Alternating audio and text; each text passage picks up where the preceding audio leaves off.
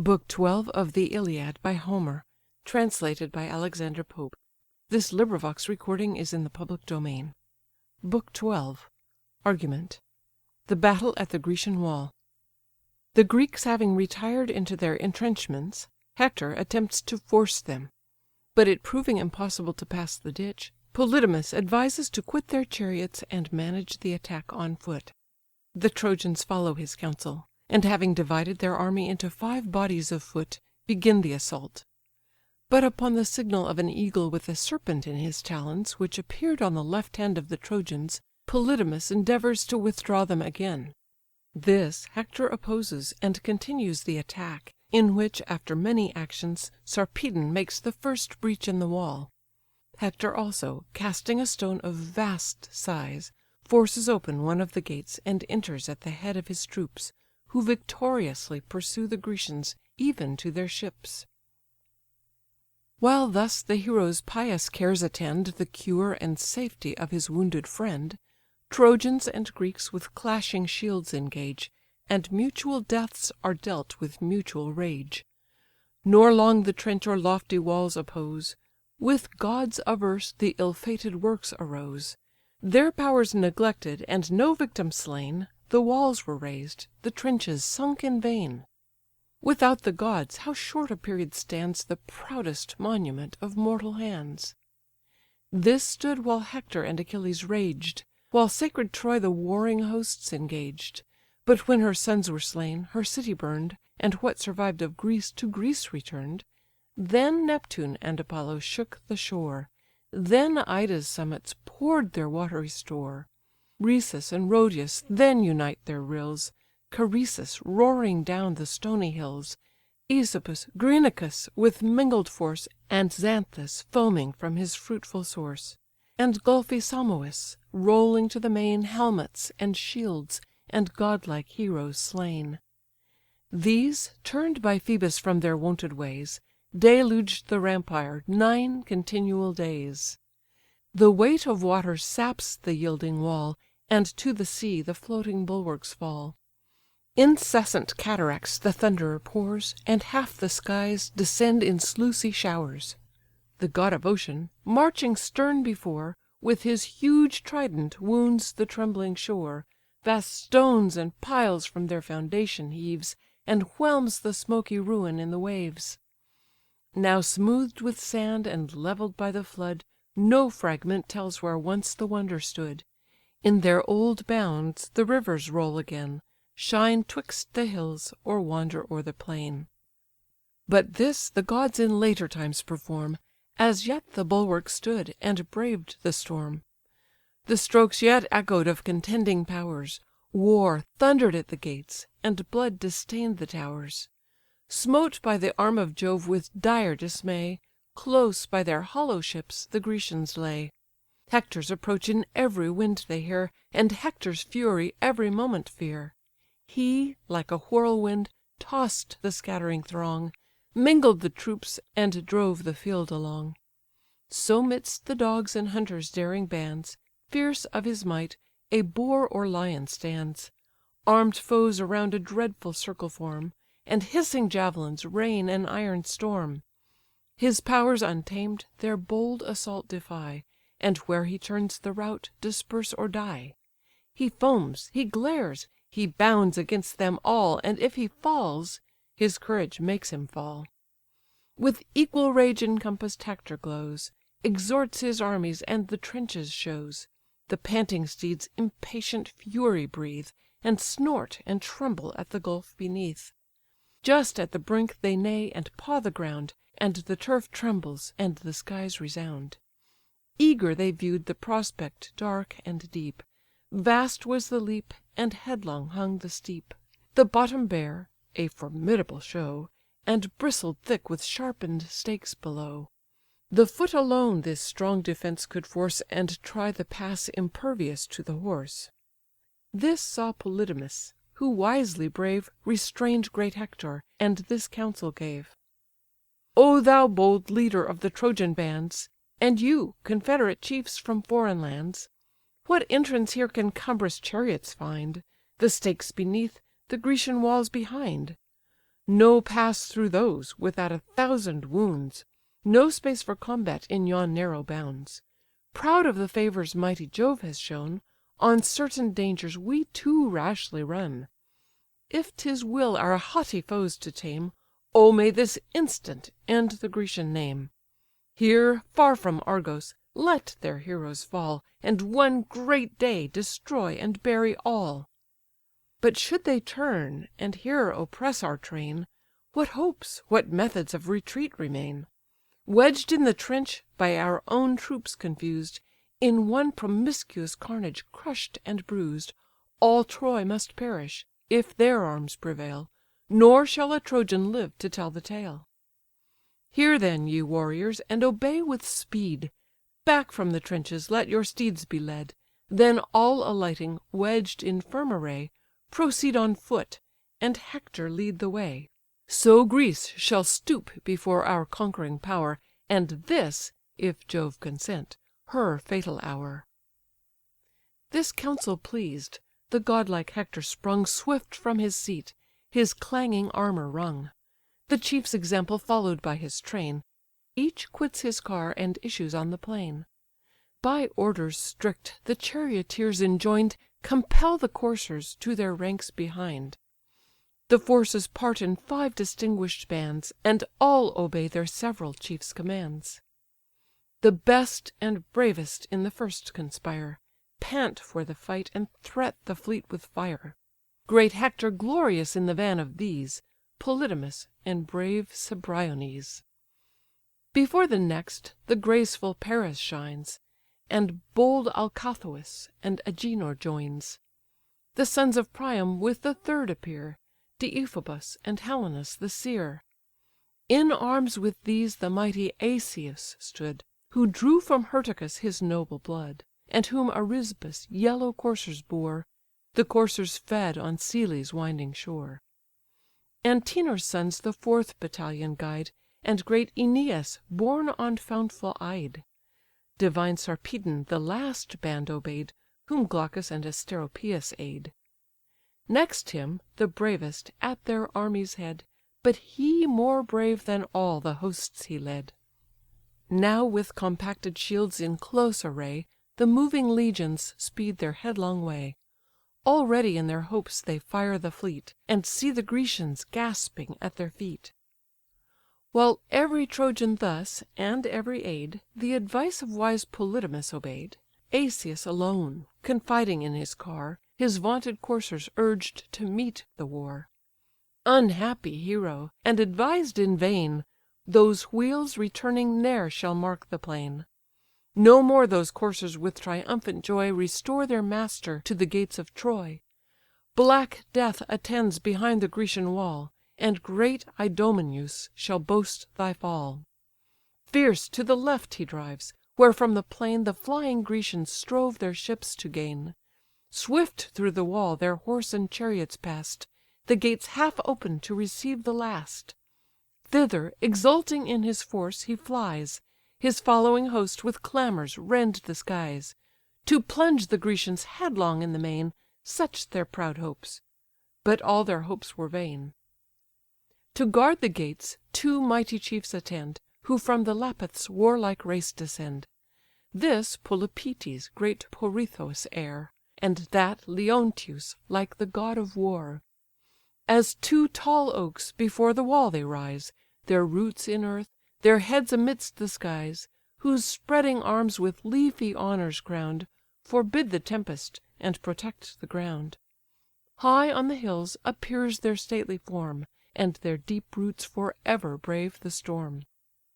So graceful these, and so the shock they stand Of raging Asius and his furious band. Orestes, Acamas in front appear, And Œnomaus and Thoon close the rear. In vain their clamours shake the ambient fields, In vain around them beat their hollow shields. The fearless brothers on the Grecians call, To guard their navies, and defend the wall. Even when they saw Troy's sable troops impend, And Greece tumultuous from her towers descend, Forth from the portals rush'd the intrepid pair, Opposed their breasts, and stood themselves the war. So 2 wild boars spring furious from their den, Roused with the cries of dogs and voice of men.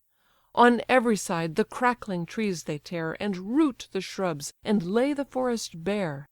They gnash their tusks, with fire their eyeballs roll, Till some wide wound lets out their mighty soul. Around their heads the whistling javelins sung, With sounding strokes their brazen targets rung. Fierce was the fight, while yet the Grecian powers Maintained the walls, and mann'd the lofty towers. To save their fleet their last efforts they try, And stones and darts in mingled tempests fly. As when sharp Boreas blows abroad, and brings the dreary winter on his frozen wings, beneath the low hung clouds the sheets of snow descend, and whiten all the fields below. So fast the darts on either army pour, so down the rampires rolls the rocky shower. Heavy and thick resound the batter'd shields, and the deaf echo rattles round the fields. With shame repulsed, with grief and fury driven, the frantic Asius thus accuses heaven: "In powers immortal who shall now believe? Can those 2 flatter? And can Jove deceive? What man could doubt but Troy's victorious power Should humble Greece, and this her fatal hour? But like when wasps from hollow crannies drive, To guard the entrance of their common hive, Darkening the rock, while with unwearied wings They strike the assailants, and infix their stings, A race determined, that to death contend; So fierce these Greeks their last retreats defend. Gods! shall 2 warriors only guard their gates, Repel an army, and defraud the fates?"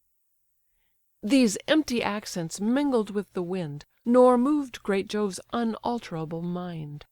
To godlike Hector and his matchless might Was owed the glory of the destined fight. Like deeds of arms through all the forts were tried, And all the gates sustained an equal tide. Through the long walls the stony showers were heard, The blaze of flames, the flash of arms appear'd. The spirit of a god my breast inspired, To raise each act to life, and sing with fire. While Greece unconquer'd kept alive the war, Secure of death, confiding in despair, And all her guardian gods, in deep dismay, With unassisting arms deplored the day. Even yet the dauntless Lapithae maintain the dreadful pass, And round them heap the slain. First Damasus, by Polypœtes' steel, Pierced through his helmet's brazen visor fell. The weapon drank the mingled brains and gore; The warrior sinks, tremendous now no more. Next Ormenus and Pæon yield their breath, Nor less Leonteus strews the field with death.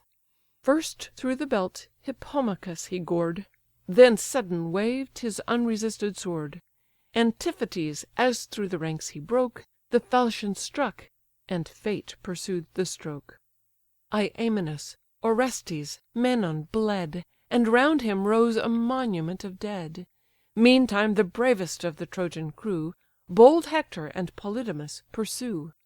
Fierce with impatience on the works to fall, And wrap in rolling flames the fleet and wall. These on the farther bank now stood and gazed, By heaven alarm'd, by prodigies amazed. A signal omen stopp'd the passing host, Their martial fury in their wonder lost. Jove's bird on sounding pinions beat the skies; A bleeding serpent of enormous size His talons truss'd. Alive, and curling round, he stung the bird, whose throat received the wound. Mad with the smart he drops the fatal prey, In airy circles wings his painful way, Floats on the winds, and rends the heaven with cries. Amidst the host the fallen serpent lies. They, pale with terror, mark its spires unroll'd, And Jove's portent with beating hearts behold. Then first Polydamas the silence broke, Long weighed the signal, and to Hector spoke: "How oft, my brother, thy reproach I bear, For words well meant, and sentiments sincere! True to those counsels which I judge the best, I tell the faithful dictates of my breast. To speak his thoughts is every freeman's right, In peace, in war, in council, and in fight. And all I move, deferring to thy sway, But tends to raise that power which I obey. Then hear my words, Nor may my words be vain. Seek not this day the Grecian ships to gain; For sure, to warn us, Jove his omen sent, And thus my mind explains its clear event. The victor eagle, whose sinister flight Retards our host, and fills our hearts with fright, Dismiss'd his conquest in the middle skies, Allow'd to seize, but not possess the prize. Thus, though we gird with fires the Grecian fleet, Though these proud bulwarks tumble at our feet, Toils unforeseen and fiercer are decreed; More woes shall follow, and more heroes bleed. So bodes my soul, and bids me thus advise, For thus a skilful seer would read the skies." To him then Hector with disdain return'd; Fierce as he spoke, his eyes with fury burn'd. "Are these the faithful counsels of thy tongue? Thy will is partial, not thy reason wrong. Or if the purpose of thy heart thou vent, Sure heaven resumes the little sense it lent. What coward counsels would thy madness move Against the word, the will reveal'd of Jove? The leading sign, the irrevocable nod, And happy thunders of the favouring god, These shall I slight? And guide my wavering mind By wandering birds, that flit with every wind? Ye vagrants of the sky, your wings extend, Or where the suns arise, or where descend; To right, to left, unheeded take your way, While I the dictates of high heaven obey." Without a sign his sword the brave man draws, And asks no omen, but his country's cause. "But why shouldst thou suspect the war's success? None fears it more, as none promotes it less. Though all our chiefs amidst yon ships expire, Trust thy own cowardice to escape their fire. Troy and her sons may find a general grave, But thou canst live, for thou canst be a slave. Yet should the fears that wary mind suggests Spread their cold poison through our soldiers' breasts, My javelin can revenge so base a part, And free the soul that quivers in thy heart." Furious he spoke, and rushing to the wall, Calls on his host. His host obey the call; With ardour follow where their leader flies; Redoubling clamours thunder in the skies. Jove breathes a whirlwind from the hills of Ide, And drifts of dust the clouded navy hide. He fills the Greeks with terror and dismay, And gives great Hector the predestined day. Strong in themselves, but stronger in his aid, Close to the works their rigid siege they laid. In vain the mounds and massy beams defend, While these they undermine, and those they rend. Upheaved the piles that prop the solid wall, And heaps on heaps the smoky ruins fall. Greece on her ramparts stands the fierce alarms; The crowded bulwarks blaze with waving arms, Shield touching shield, a long refulgent row, Whence hissing darts, incessant, rain below. The bold Ajaces fly from tower to tower, And rouse, with flame divine, the Grecian power. The generous impulse every Greek obeys, Threats urge the fearful, and the valiant praise.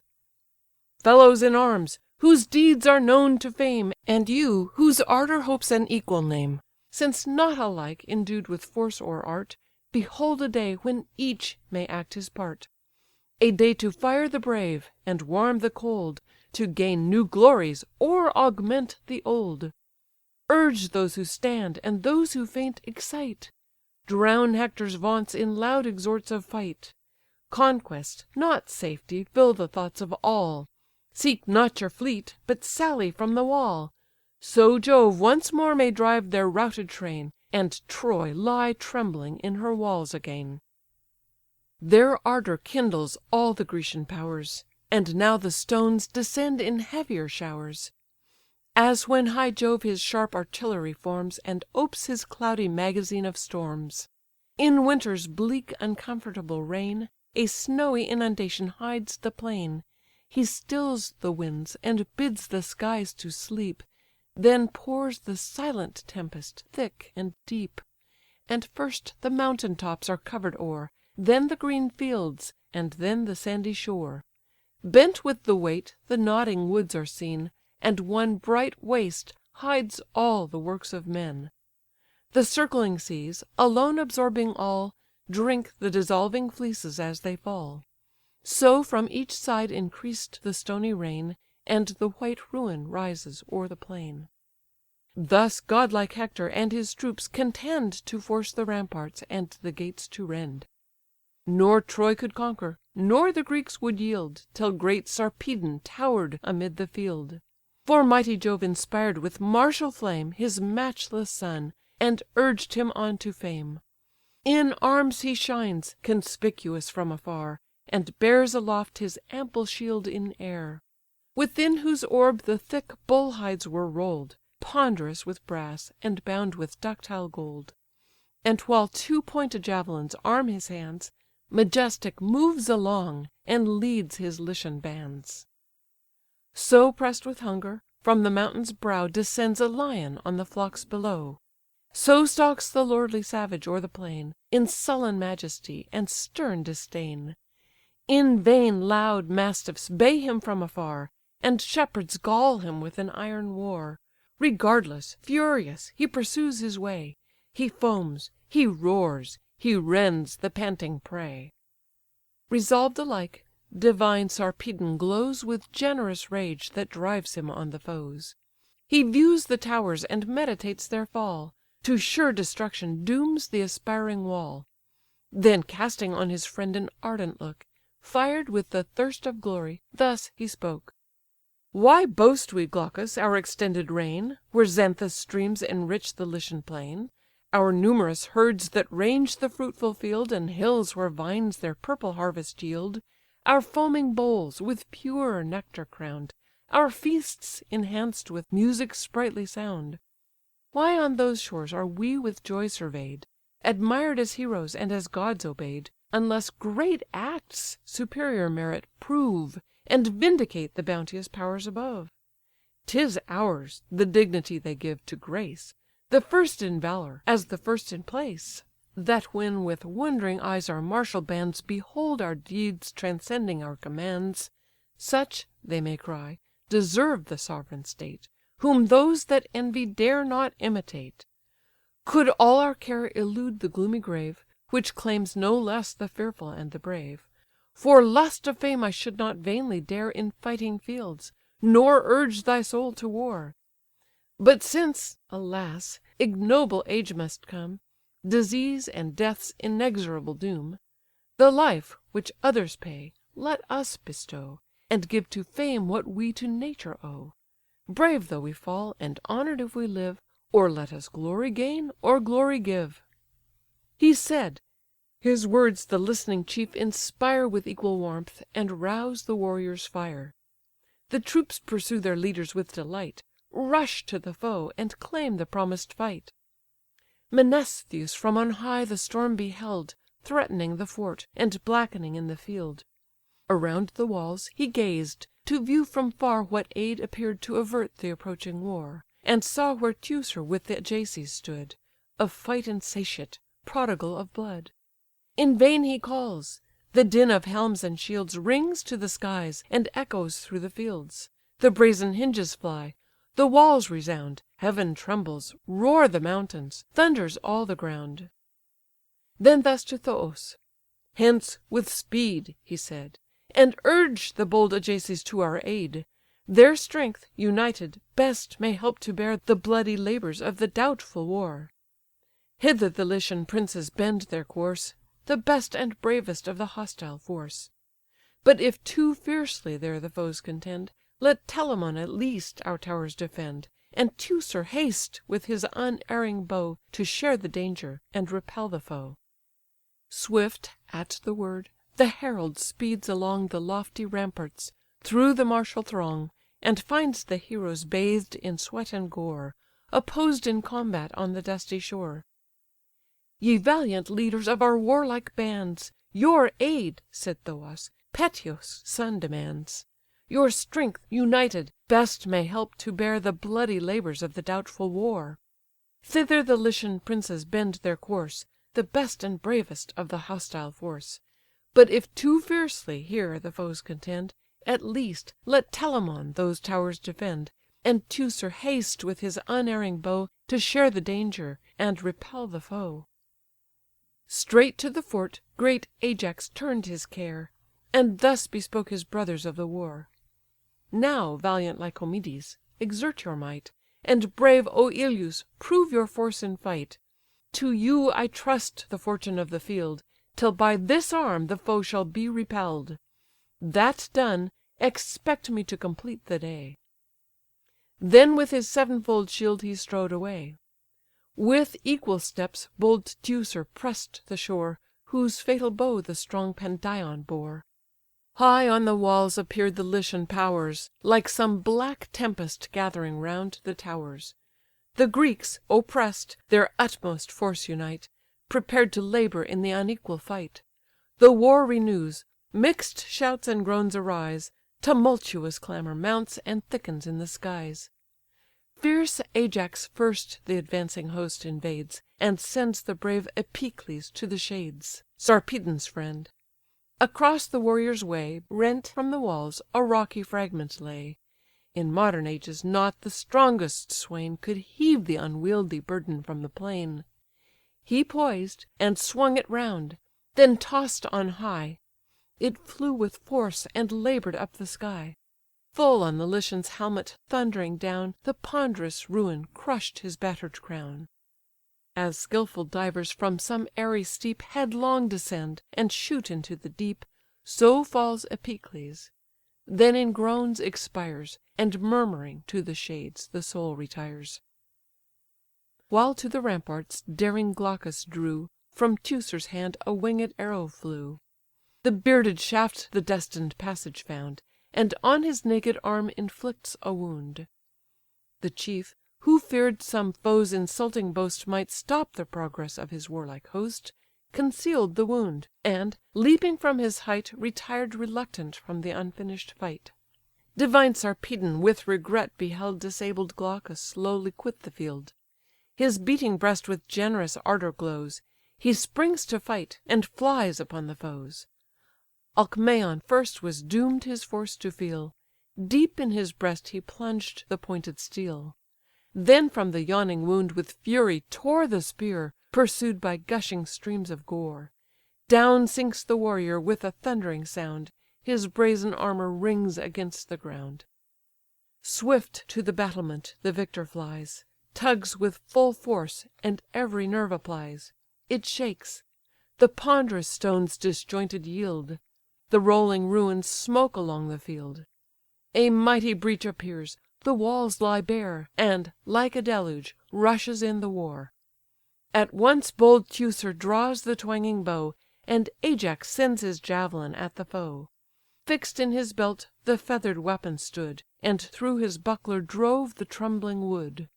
But Jove was present in the dire debate, To shield his offspring, and avert his fate. The prince gave back, not meditating flight, But urging vengeance, and severer fight. Then raised with hope, and fired with glory's charms, His fainting squadrons to new fury warms. "O where, ye Lycians, is the strength you boast? Your former fame and ancient virtue lost? The breach lies open, but your chief in vain Attempts alone the guarded pass to gain.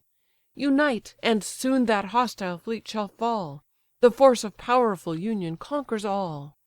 This just rebuke inflamed the Lycian crew. They join, they thicken, and the assault renew. Unmoved the embodied Greeks their fury dare, And fix'd support the weight of all the war. Nor could the Greeks repel the Lycian powers, Nor the bold Lycians force the Grecian towers. As on the confines of adjoining grounds, Two stubborn swains with blows dispute their bounds. They tug, they sweat, but neither gain nor yield 1 foot 1 inch of the contended field. Thus obstinate to death, they fight, they fall; Nor these can keep, nor those can win the wall. Their manly breasts are pierced with many a wound, Loud strokes are heard, and rattling arms resound. The copious slaughter covers all the shore, And the high ramparts drip with human gore. As when two scales are charged with doubtful loads, From side to side the trembling balance nods; While some laborious matron, just and poor, With nice exactness weighs her woolly store, Till poised aloft, the resting beam suspends Each equal weight, nor this nor that descends. So stood the war, till Hector's matchless might, with fates prevailing, turn'd the scale of fight.